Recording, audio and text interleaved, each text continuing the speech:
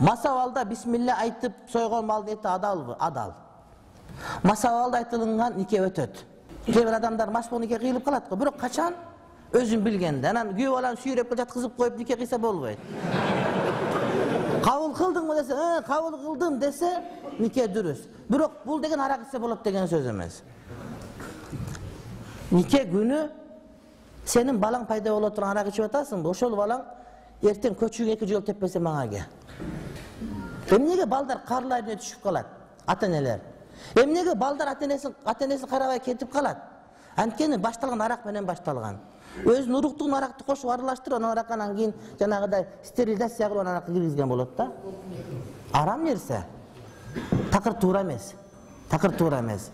Ошон үчүн мас абалда нике тойдо үйлөнгөн башка кылган болбойт. Бирок сойгон болсо эти адал. Эгер өзүн билип турса.